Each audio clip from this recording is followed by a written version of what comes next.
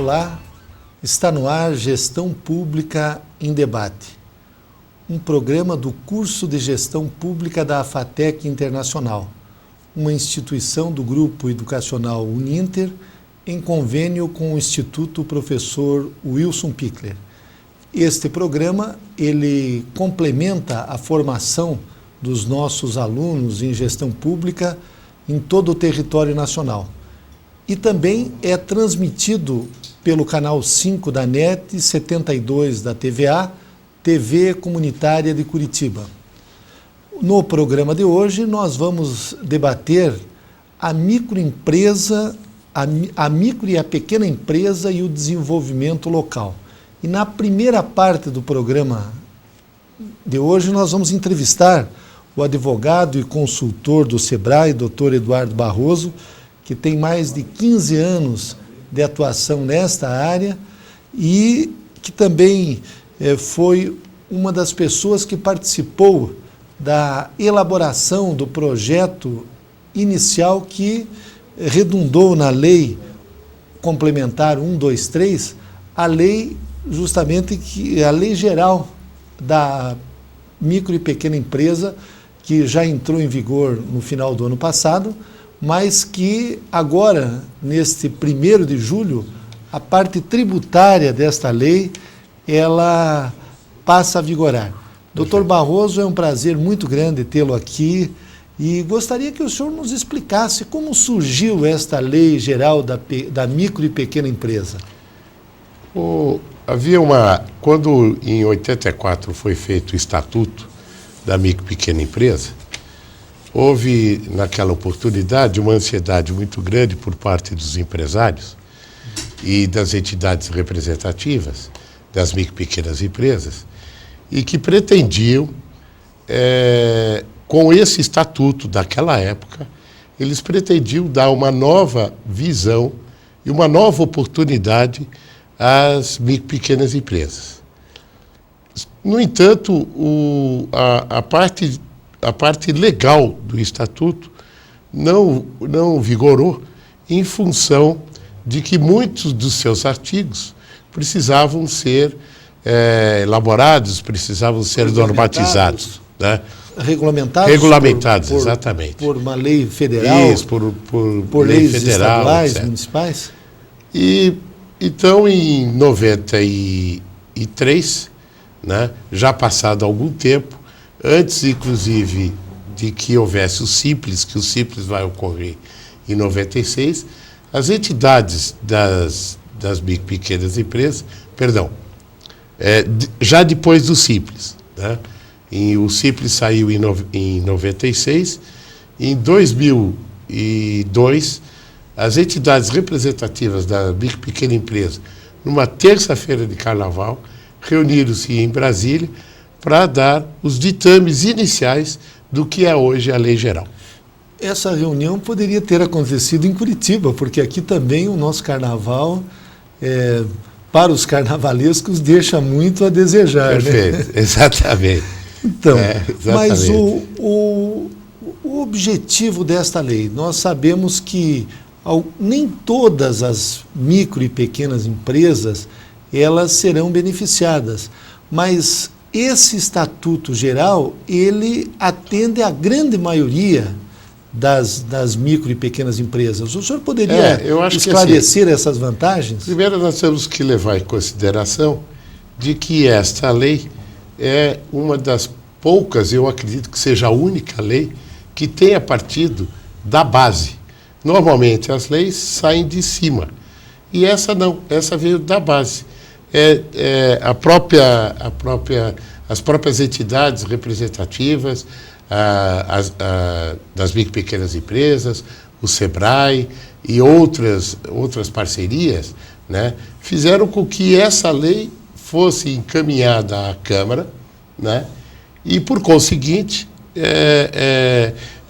ela nasceu da base. Ela nasceu diferente do Estatuto da Micro e Pequena Empresa. Do Estatuto anterior, diferente do próprio Simples, né? Essa lei complementar, que foi promulgada no dia 14 de dezembro, ela, na realidade, nasceu da base, da base da população.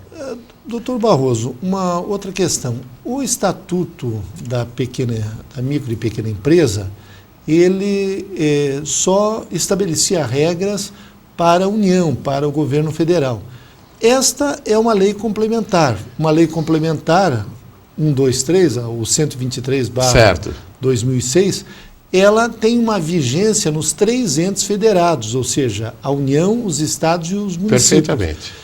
Eu gostaria que o senhor nos explicasse como é que os municípios, ou mesmo os estados, que já têm as suas leis que defendem, podemos assim dizer, as micro e pequenas empresas, como é que vai acontecer?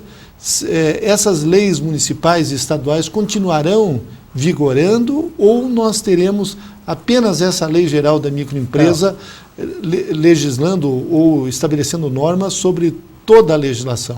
Perfeito. Ela, inclusive, no início, nos artigos iniciais da lei geral, que instituiu o Estatuto Nacional da Micro e Pequena Empresa, ela já diz que é uma lei que é válida em todos os níveis, tanto no nível federal, no nível estadual e no nível municipal, e é obrigatória. Quer dizer, todos esses entes terão que assumir a lei geral da micro e pequena empresa. Né? As legislações ainda falam, a lei ainda complementa, que as legislações que viessem a beneficiar as micro e pequenas empresas na área tributária, elas perderiam o seu efeito, né, a partir do dia 1º de julho. Então, no dia 1º de julho, toda a legislação, tanto estadual quanto municipal e até mesmo federal, que viesse beneficiar as micro e pequenas empresas, já não tem mais nenhuma validade. Elas são automaticamente revogadas. São então, automaticamente revogadas. Os municípios que não se adaptaram, os estados, então, quando aquela microempresa optar pelo super simples, que é o termo que está sendo utilizado, ele já faz as contribuições. Nós temos hoje, por exemplo, 13 tributos municipais. Mas o mais importante aí é o ISS. Temos 3 impostos municipais, 3 impostos estaduais e temos 10 impostos federais. Então, todos passam a ser pagos numa única alíquota? Exato. O que fala a lei geral, ela fala sobre a unicidade, né? Ou seja, primeiro, toda a empresa, quando for abrir a sua empresa, ou toda a empresa que for fazer as suas alterações estatutárias, elas entrarão, elas irão num único local. Certo. E no caso tributário, o imposto é único. São impostos federais, que é a contribuição do lucro líquido, que é o INSS da pessoa jurídica, o IPI, né? E tem mais os outros agora que, na realidade, todos os tributos. São os tributos já do Simples, que já estavam no Simples. As contribuições. Isso. Acrescido do ICMS e do ISS. Sim. Aí está a grande diferença da parte tributária dessa lei geral, né? Ela acresce o ICMS e o ISS, que antes não estava, mas no Simples não estava previsto. Eles continuarão ser esses tributos recolhidos em datas diferentes? Por exemplo, a prefeitura tem uma data, o estado tem outra. Perfeito. Cada um tem uma guia. Às vezes a pessoa perde mais tempo perdia pelo menos mais tempo com a burocracia do que trabalhando na finalidade da empresa. Vamos imaginar o seguinte: uma empresa que já esteja, né, no Simples atual. Certo? No Simples atual. Então, essa empresa que está no Simples atual, o que ocorre? Ela, automaticamente, vai migrar para o Super Simples, ou Simples Nacional. Correto. Automaticamente. Certo. Né? Tá. Ela vai, depois, preencher um formulário através da internet, né? E nesse formulário já dará o cálculo para ela, já informará quanto é que ela tem que recolher. A alíquota, o percentual. Já incluído o ICMS e já o ISS. Aí ela já recebe o DARF, né, pela própria internet, já recebe o DARF e já tem o valor. Esse DARF vai ser feito em 2 vias, né? Já tem o valor já do recolhimento e ele vai no banco ou através da própria internet e efetua o pagamento. Esse pagamento vai para uma central em Brasília e em 24 horas ela é distribuída para o município e para o Estado. A parte que é do município e a parte do Estado. Que é do Estado. Através desse formulário que foi preenchido pela micro e pequena empresa, né, e das informações dadas pela Prefeitura e pelo Estado, automaticamente a Receita Federal faz uma checagem, né, para ver se está tudo em ordem e o contribuinte, então, está já acertado mensalmente, num único dia. Sempre aquele mesmo dia. Sempre naquele mesmo dia. Por exemplo, eu tenho uma empresa, tiro lá umas notas fiscais, mas as pessoas que eu vendi aquele produto não me pagaram. Eu tenho que recolher sobre aquilo que não foi recebido? Não, exatamente. Aí já tem uma diferença em relação ao simples anterior. O simples anterior era pelo faturamento global. Agora é pelo faturamento bruto. Já deduzido essa parte do cheque sem fundo. O bruto é o recebido, o efetivamente é recebido. O então eu vou contribuir, eu vou recolher o imposto só sobre aquilo que efetivamente eu recebi. Perfeito. Correto. Bem, outra questão, os limites para uma empresa se enquadrar como microempresa e para pequena empresa, para ser beneficiado dessa lei. Até quanto pode ser o faturamento? No caso da microempresa, é 240 mil. Né? Certo. E no caso de pequena empresa, varia de 240 a 2 milhões e 400. Né? Isso anual, o faturamento anual. Veja, é bom até você falar sobre isso, porque no caso do Paraná, né, esses valores são estritamente obedecidos. E eles também são válidos na definição do que é uma microempresa e do que é uma empresa de pequeno porte, né, ou chamada pequena empresa. Isso é válido para o Brasil todo.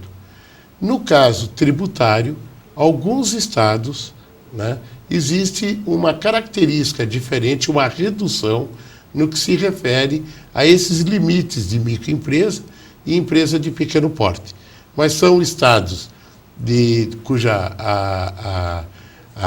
o PIB são menores, logicamente, que o Paraná. E o senhor colocou... e as alíquotas? Hoje, por exemplo, quando você tem uma microempresa, você paga lá várias alíquotas. É diferenciado de acordo com o faturamento da micro? É diferenciado de acordo com o faturamento. E vai de quanto Ela a quanto? inicia em 4%. Né? Do total do faturamento? Porque, na realidade, é assim, a parte tributária são 5 tabelas diferenciadas.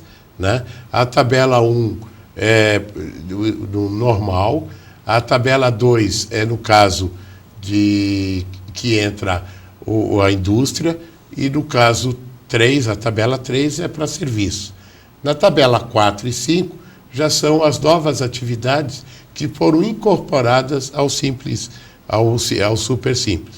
Né? Já são cálculos diferenciados e tem formas diferenciadas para serem feitas. Começa, por exemplo, por quanto assim? 4%. 4% e o máximo vai? O máximo vai até 17%.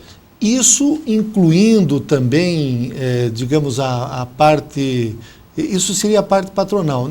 Sobre a folha de pagamentos, que novidades tem? Não, sobre a folha de pagamentos não existe nenhuma novidade. Porque sobre a folha de pagamentos, sabe muito bem que nós temos a contribuição do INSS, do Fundo de Garantia, né? E isso permanece inalterado. Inalterado, quer dizer, exatamente. É só sobre aqueles impostos federais, estaduais só sobre os impostos federais e estaduais. E eu sempre aconselho aos empresários, né, que procurem um contador, né, exatamente para fazer o cálculo, até porque inicialmente há uma necessidade de uma ajuda nesse sentido desse cálculo inicial. Né? Os jornais, inclusive, doutor Barroso, aqui de Curitiba, do Paraná, publicaram essa semana algumas dúvidas de alguns pequenos e microempresários. Perfeito. Inclusive, em alguns casos, haverá um aumento se a empresa ela optar. Isso são casos raros ou realmente tem situações em que é mais vantajoso para a empresa pagar todos os tributos normais e não optar pelo super simples? Pode ocorrer aqui empresas, mas são exceções, né, que vale mais a pena pelo tipo de negócio, pelo tipo de comercialização dos seus produtos, elas não fazerem a sua opção pelo super simples, né? Certo.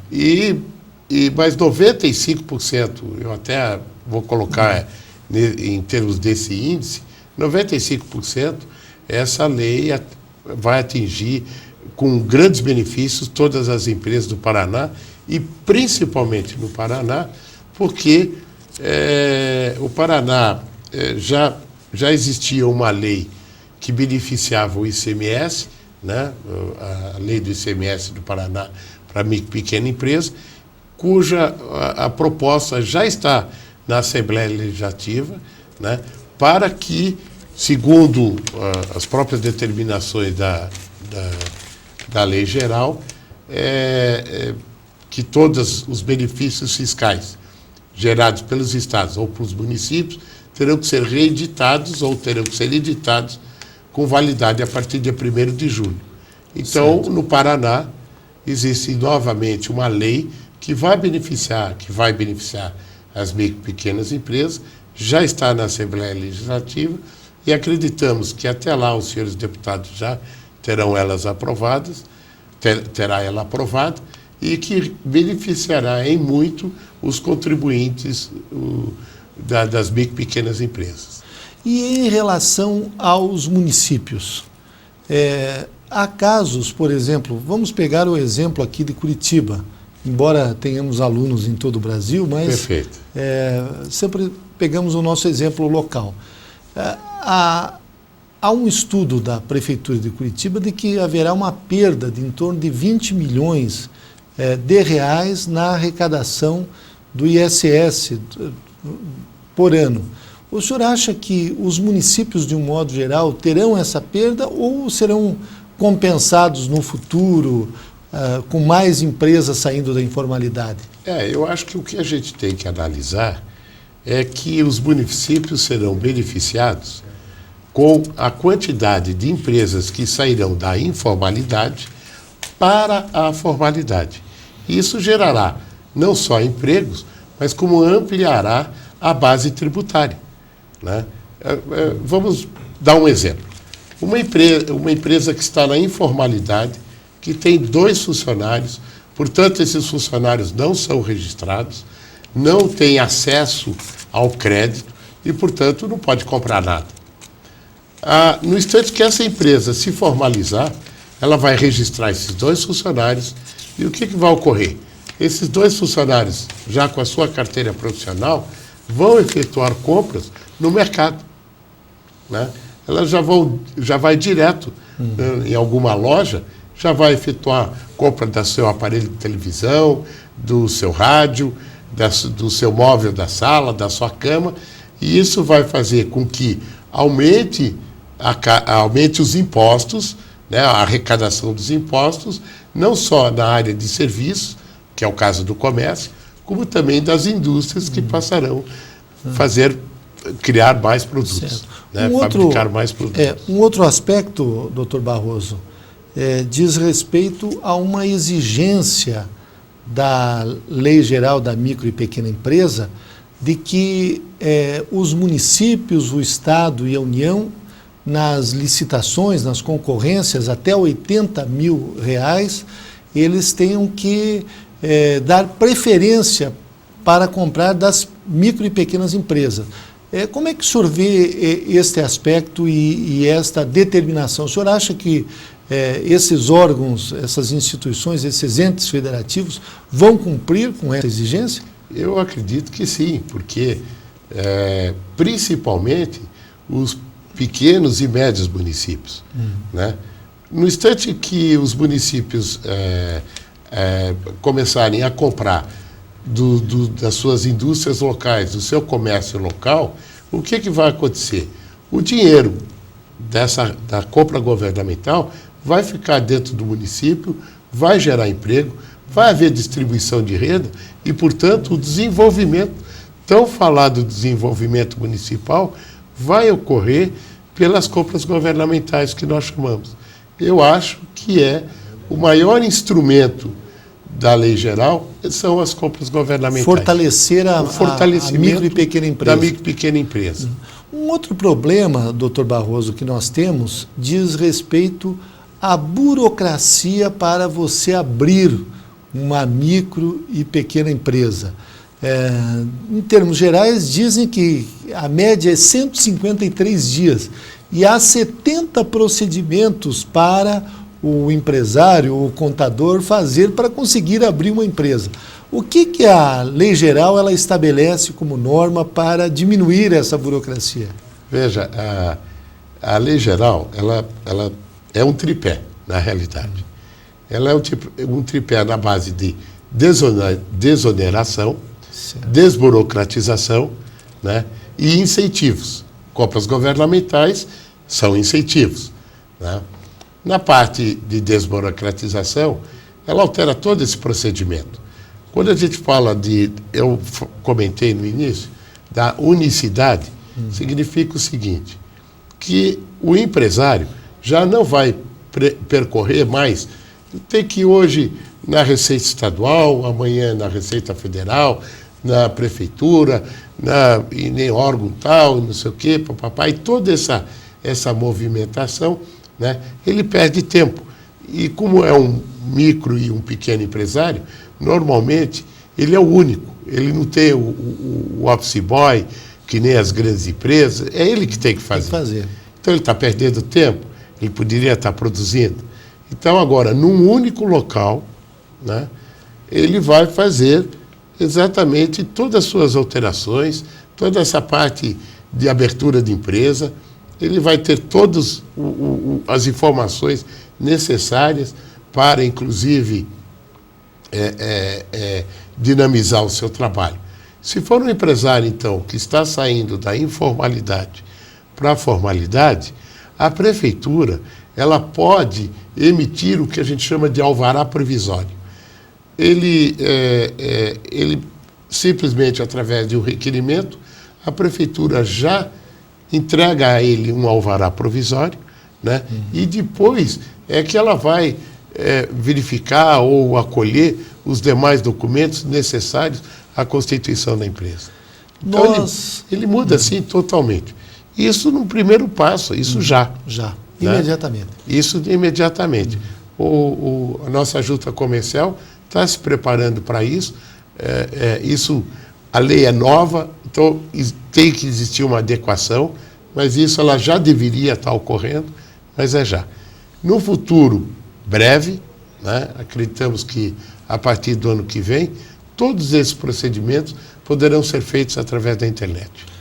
Nós entrevistamos em Gestão Pública em Debate o consultor do SEBRAE, Dr.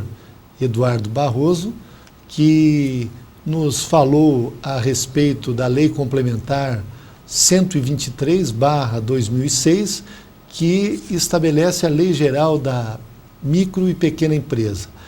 Gestão Pública em Debate volta a seguir com o tema a micro e a pequena empresa no desenvolvimento local. Deixa eu só, antes de encerrar, só conversar no sentido que existem ainda algumas dúvidas.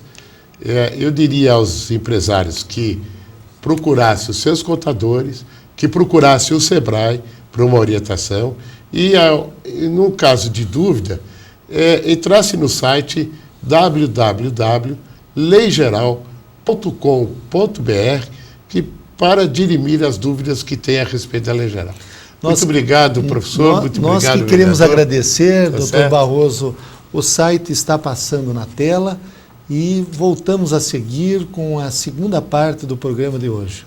Obrigado.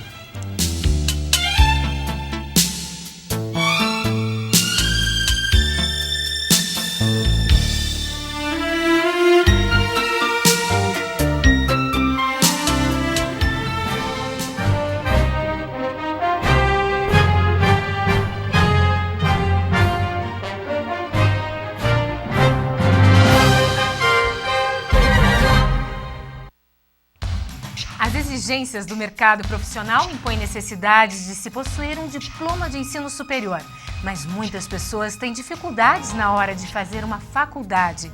Na maioria das vezes, o curso desejado não existe na cidade onde se mora, dificultando o acesso ao conhecimento dos brasileiros.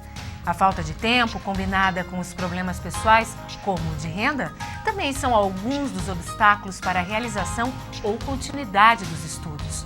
Muitos brasileiros estão encontrando a solução no ensino à distância para realizar o sonho de concluir um ensino superior. A educação à distância tem mostrado grande importância para atender um número incalculável de alunos que estão atrás de conhecimento. No entanto, esta modalidade de ensino não é uma novidade. Com origem no século XVIII, o IAD era feito através de correspondências e foi uma experiência que deu certo.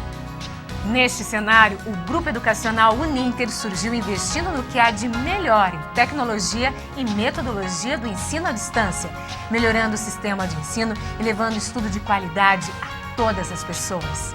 Hoje, com a videoconferência e com a informação via satélite, é possível assistir aulas em tempo real em telesalas, de forma com que haja uma interação entre aluno e instituição de ensino. Com este suporte, o IAD está tomando um caminho de democratização da educação, fundamental para um país como o Brasil, que tem mais de 85% dos brasileiros acima de 18 anos que ainda não fizeram curso superior. Com a difusão do ensino à distância, o Uninter quer promover a diminuição da migração regional, fixando as pessoas em sua região de origem, promovendo o desenvolvimento local através da qualificação dos profissionais da região.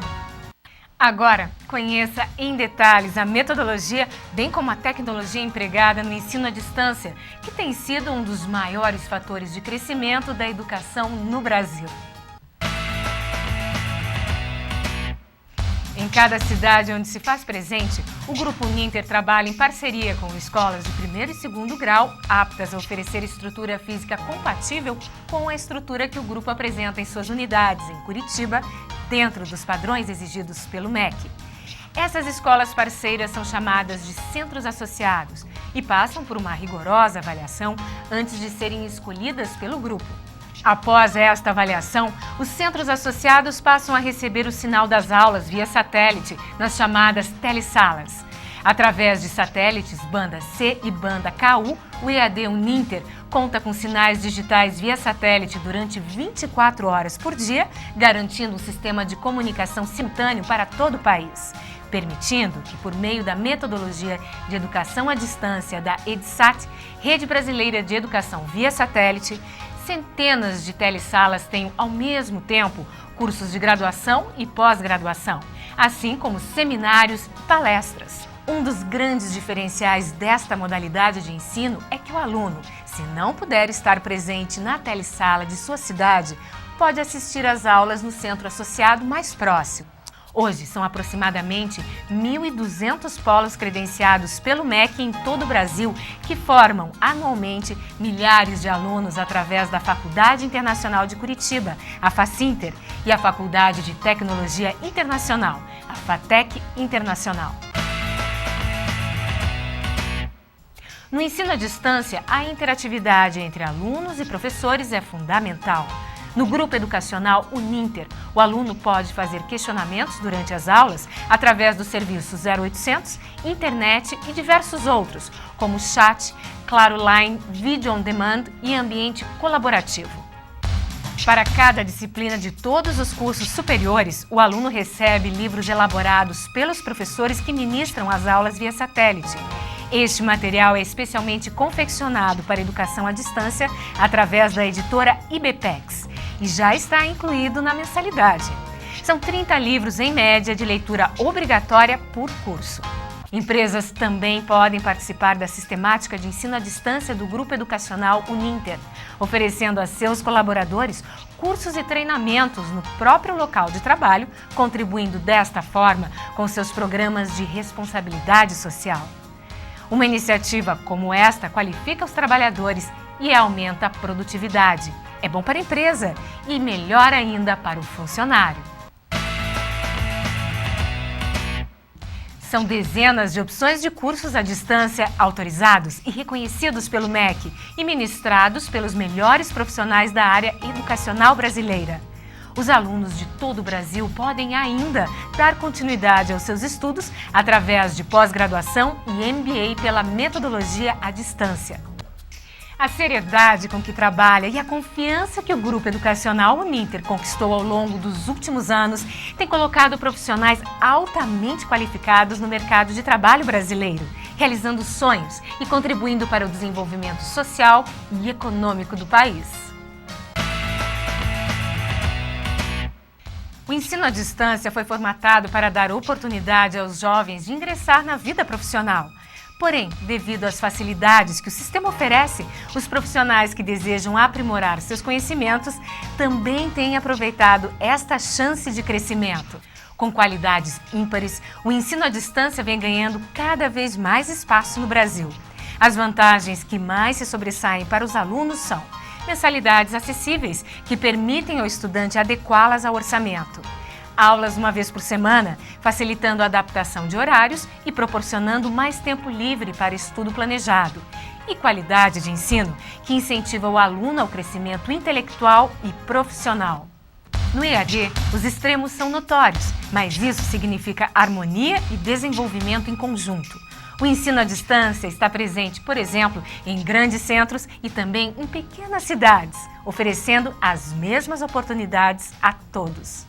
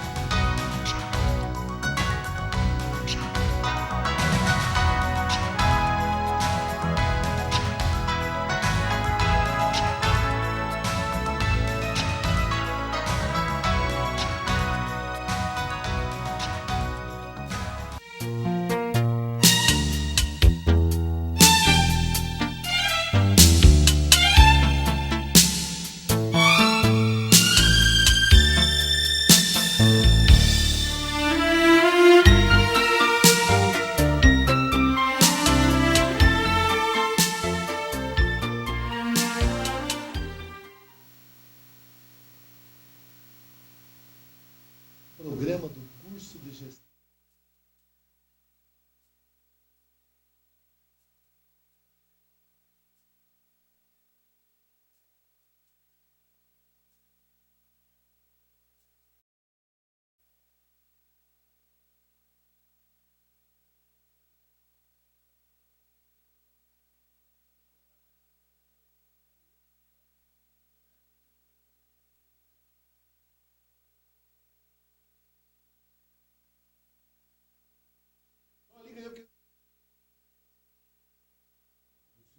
Se tivesse mantido aquela linha, né, mãe? Mas daí que você entrou depois, né? Hein? Você veio depois. Né? Eu vim depois, mas não adiantava mais. É cabeça. Vamos lá, vamos começar. Vamos lá. Gestão Pública em Debate é um programa do curso de Gestão Pública da AFATEC Internacional, uma instituição do Grupo Educacional Uninter. No programa de hoje, nós estamos debatendo a pequena e a microempresa no desenvolvimento local. E na segunda parte do programa nós vamos entrevistar o jornalista e publicitário Luiz Carlos Bonet, ele que atuou durante muitos anos no Rio Grande do Sul, ele tem pós-graduação em marketing, atuou em grandes agências de publicidade do estado do Paraná, do Rio Grande do Sul e de outras cidades, e também ele atualmente é proprietário de uma empresa de propaganda e marketing, de uma agência. E o Bonet é o diretor de marketing também da ANPEC, que é a Associação das Micro e Pequenas Empresas de Curitiba.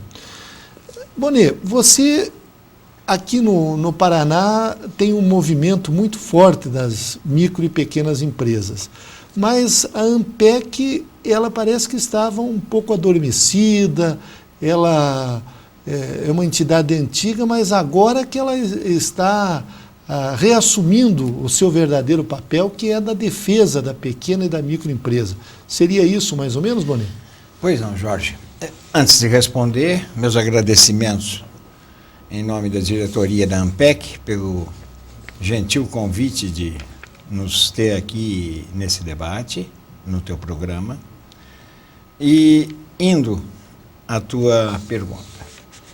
A ANPEC é uma entidade que tem 20 anos em Curitiba. Ela se chamou Microtiba. Em algum momento... Na sua fundação? Na sua fundação, pelo que eu sei. Em algum momento da sua vida, foi transformada em ANPEC. Talvez um pouco até pela característica do movimento. A ANPEC, como entidade representativa de micro e pequenos empresários, ela é filiada à FAMPEPAR e ao CONAMP. A FAMPEPAR é a federação das ANPECs das associações do Paraná, do das Paraná. associações do Paraná. E o CONAMP é a confederação. Isso tudo se ajusta dentro do MONAMP, Movimento Nacional da Pequena e da Pequena Empresa, que tem um paranaense, e eu não saberia dizer certo ser paranaense, mas enfim, tem um maringaense, Sim. que é o grande líder nacional dessa história da micro e de pequena empresa, da organização desse processo, que é o Hercílio Santinoni, secretário de Indústria e Comércio, me parece, em Maringá. Exatamente. É uma figura ímpar, é um idealista, ele tem se doado à causa da micro e pequena empresa, ele participou ativamente da constituição da Lei Geral da Microempresa, e o ano passado ele agregou pessoas para assumir, que viessem a assumir a entidade em Curitiba, a ANPEC. E há um grupo pequeno de pessoas, voluntários, tentando reestruturar essa entidade, que tem 20 anos de história e que circunstancialmente está com pessoas que participaram. Bonet, eu do processo tenho, da lei. por exemplo, uma microempresa. Pois não. Eu me associo à ANPEC ou a uma entidade que reúne micros e pequenos empresários em qualquer cidade do Paraná ou do Brasil. Que vantagens a minha microempresa, a minha pequena empresa, terá quando ela participar desta entidade? Eu não posso responder por outras entidades. Certo. Posso dar exemplos. Por exemplo, em Joinville, e eu respeito muito os catarinenses nesse sentido, porque eles são laboriosos, são aplicados. Certo. Tem a Ajorpem, que é uma entidade de características muito fortes, considerando o tamanho do mercado. Ela está reunindo cerca de 3.000 empresas. Só em Joinville? Só em Joinville. Então, considerando esse tamanho de mercado, é altamente representativa e é extremamente ativa. E nós estamos buscando esse exemplo da Ajorpem para tentar pautar a nossa atuação. Agora, o que a Ampec hoje está proporcionando? Antes de mais nada, a grande oportunidade do micro e pequeno empresário na Ampec é conversar com pessoas do seu tamanho. Certo. Poder trocar efetivamente ideias sobre negócios, sobre empresa, sobre o futuro da empresa, certo? Com empresários que têm características assemelhadas. Nós estamos buscando agregar os associados em núcleos, em câmaras setoriais. Como é uma associação comercial? Como é uma por exemplo? associação comercial, uma federação de indústrias, enfim, os sindicatos, né? Que permita esse diálogo. E, paralelamente, estamos desenvolvendo convênios. Eu diria que, na linha desses convênios, alguns já prontos, outros em andamento, há um em especial que merece um destaque muito forte. Ontem nós firmamos com a agência Comendador da Caixa Econômica Federal um atendimento personalizado aos micro e pequenos empresários, sócios ou que venham a se associar à Ampec, na sede da Ampec, Certo. na Vicente Machado, Então teria 198. uma espécie de um posto avançado? Posto avançado. Então nós teremos, uma vez por semana, às quintas-feiras, a partir da semana que vem, das 14 às 16, e a notícia está em primeira mão, das 14 às 16, um funcionário da Caixa em nível de gerência pronto a atender os micro e pequenos empresários. Na área de empréstimos, na área de cobranças, em todas as áreas? Abrindo todo o leque de produtos da Caixa. E isso é muito importante porque a Caixa, por definição da legislação, ela deve se aplicar no apoio ao micro e ao pequeno empresário. Aquelas tarefas normais que uma entidade associativa de classe, principalmente de empresários, oferecem, por exemplo, serviço de proteção ao crédito, esses tipos de serviços estão todos disponíveis? Estão disponíveis e com uma característica muito especial. Nós, logicamente, não podemos montar um CEPROC empresarial. Isso tem um custo e tem uma história. E esse custo e essa história são da ACP, aqui em Que é a Curitiba, Associação Comercial do Paraná. Aqui do Mas Paraná. nós temos um convênio com a ACP que permite ao sócio da Ampec o acesso a todos os serviços disponibilizados pela ACP. Ou seja, mesmo sem ser sócio da ACP, o associado da Ampec acessa todos os serviços da ACP, especialmente o CEPROC. Sem pagar mais por isso? Sem pagar mais por isso. Ele taxa vai normal. pagar a taxa de consulta. Normal. Só, normal, que é a mesma, certo? E ele ainda vai ter a vantagem de, na Ampec, pagar o equivalente a quase 50% da mensalidade da ACP. Que beleza. Então, nós estamos debatendo no programa de hoje a micro e a pequena empresa no desenvolvimento local. E estamos entrevistando, nesta segunda parte do programa, o jornalista e publicitário Luiz Carlos Bonet. E eu quero trazer alguns dados aqui, Bonet, a respeito das micro e pequenas empresas, e eu gostaria que você me corrigisse se eu estiver errado. No Brasil, existe em torno de 5 milhões de empresas formais, ou seja, 99% das empresas formais são micro e pequenas empresas. E são 10 milhões de empresas informais. E esses 10 milhões, eles representam 56,1% da força de trabalho formal urbana e 26% do total de toda a massa salarial do nosso país. e 20% do PIB. No teu ponto de vista, esta lei geral da micro e pequena empresa, que alguns setores ela não beneficiou como deveria beneficiar, ela vai favorecer a formalização dessas empresas que estão hoje na informalidade, que são em torno de 10 milhões, vamos incluir aí até os vendedores ambulantes, as pessoas que saem de porta em porta. Devem ser incluídos. Certo. Porque eu não quero te cortar. Não, mas você está com a palavra. É muito importante a gente atentar para o fato de que a Lei Geral da Microempresa, de fato, ela visa incentivar o empreendedor. Certo. Quem é empreendedor? Ora, empreendedor é o pipoqueiro. Correto. Empreendedor é o que tem a carrocinha de cachorro-quente, o que vende algodão doce. Esse monta o seu negócio e vive daquilo. Aquilo é uma empresa, sim.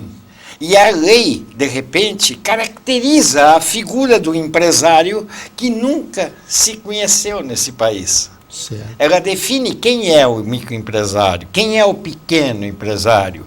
Quem tem receita bruta de R$36 mil no ano é um empresário. Está caracterizado na legislação. Então, a lei realmente estabelece, em princípio, o favorecimento à formalização, a busca da formalização. A lei, ela não é completa, ou ela não se auto-aplica no seu total, particularmente na parte do super simples, Certo. porque ela também é dependente de alguma ação dos estados e dos municípios. Isso significa que deverá haver uma regulamentação ou uma complementação Por do parte município dos estados e dos estados, municípios. Complementar esta lei Complementar. geral. Com Complementa leis locais. tanto atendendo a lei geral em alguns aspectos, eu não saberia decor, em alguns dos seus aspectos, como no super simples também. Porque a lei geral, me desculpe, ela já está em vigor desde dezembro do ano passado. Desde 14 de dezembro. O super simples é que entra em vigor 1º de julho. nesse 1º de julho, né? Exatamente. A lei ela contemplou 2 momentos de vigência, vamos dizer assim, né, do seu texto. E o super simples passa a vigir em 1º de julho. Agora, por exemplo, essa semana nós tivemos um encontro com um consultor da área contábil. E exatamente o que ficou no ar é: a lei exige algumas ações por parte de municípios e por parte dos estados, sob pena de algumas benesses dela, no que diz respeito ao super simples em especial, não serem aplicáveis, o que vai decepcionar muito empresário. Eu mesmo tenho um cliente, levei para esse encontro e de repente se descobriu que ele não teria vantagens. Quanto aos setores abrangidos, é importante esse detalhe. A área de prestação de serviços foi, como sempre, castigada. Representantes e que comerciais. é uma das que mais geram emprego. Tem 35% praticamente de representação aqui em Curitiba, uma coisa assim, Certo. mais ou menos. Aliás, desculpe eu fazer esse favor. comentário, mas nós sabemos que quanto mais desenvolvida uma cidade, menos indústria, o comércio se mantém estável, mas Exato. mais prestação de serviço. Mais prestação de serviço. Então, a lei, infelizmente, já desde os tempos do simples, etc., tem essa característica de não premiar o setor de serviços, talvez nessa medida. E ela também tem uma outra característica interessante, que talvez atenda a parte de um planejamento de governo para o qual muitos de nós não atentamos. Ela cria benesses muito fortes ao empresário da construção civil, em qualquer nível, micro, pequeno e grande, especialmente micro e pequeno, óbvio. Ela dá benesses muito fortes nessa área de construção civil. Bonet, mas foi porque o lobby deles foi mais forte Não do saberia, que não sei. por exemplo, das empresas prestadoras de serviço, porque tem algumas empresas que serão beneficiadas, mas a alíquota é um pouquinho maior do que Isso. a indústria e do que o comércio. Exato. Jorge, quando se trata de governo, me desculpa, eu sempre tenho as minhas restrições, porque eu acho que os lobbies funcionam e são aceitos. Alguns são legítimos, outros são ilegítimos. Acho que é a realidade, e não é uma realidade, uma peculiaridade nossa, isso é uma peculiaridade de mundo. Né? Alguém soube se posicionar melhor. Muito bem, outros não souberam. Agora, no caso da construção civil, nem sei se seria lobby, mas vê, por onde é que se incrementa, por onde é que se projeta desenvolvimento num país? A construção civil é a indústria, é o maior empregador, ele emprega mão de obra desqualificada, que ninguém quer, certo? Em um grande volume. A Caixa está... A Caixa Econômica Federal? A Caixa Econômica Federal está aquinhoada, está lastreada para fornecer, para abrir empréstimos nessa área. Quer dizer, e isso interessa. O processo de desenvolvimento, todos os grandes momentos de desenvolvimento nosso aconteceram quando a construção civil esteve sempre em forte atividade. Então, é possível que isso tenha sido até um pouco propositado. Nós entrevistamos na primeira parte do programa Pois não. o consultor do SEBRAE, o Eduardo Barroso, e perguntamos a ele a respeito disso que está estabelecido, de que até R$80 mil, pela Lei Geral da Micro e Pequena Empresa, as prefeituras, os governos estaduais, o governo federal deverão dar prioridade nas compras, na prestação de serviço. O senhor que está do outro lado, quer dizer, o senhor está do lado do pequeno, do microempresário, o senhor acha que esse artigo especificamente será obedecido pelas nossas autoridades, se nós sabemos que há um lobby muito grande daqueles que vendem coisas objetos em grande quantidade, alegam vendendo em quantidade maior, diminui o preço. Não seria um fato das micro e pequenas empresas exigirem isso, cobrarem, para que efetivamente isso ocorra? Essa é uma das razões da ANPEC. A defesa dos interesses do micro e do pequeno empresário. Aliás, eu gostaria que o senhor repetisse o que significa ANPEC. Associação dos Micro e Pequenos Empresários de Curitiba e região. Agregando micro e pequenos empresários, e em Curitiba são mais de 120 mil. 120 mil, só em Curitiba? Quer dizer, que se tem uma notícia. Tem um alvará tirado Exatamente. na prefeitura, alguma coisa Nem assim? sei se chega até o alvará de prefeitura. Mas né? aí mas, passa. Mas por aí. Né? É um mundo. Não estamos falando, inclusive, no restante da grande região, dos outros 27 a região metropolitana. Da região metropolitana. Então, é o objetivo da ANPEC defender esses interesses, porque não é só na área de licitação, ou de licitações.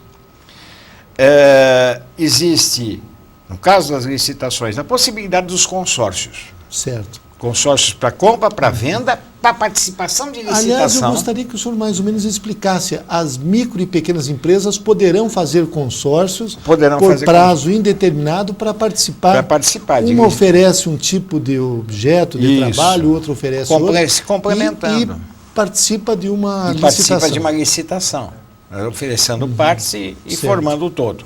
Da mesma forma, seja para compra e para venda. É um processo associativo. Certo. Né? O outro lado, outro aspecto de defesa que é importante, ANPEC, é a coisa dos juizados especiais. Ah, eu gostaria que o senhor falasse sobre isso. A lei... Porque a lei agora ela, possibilita que as micro e pequenas empresas também sejam beneficiadas pelos, ou reivindiquem nos juizados especiais e também,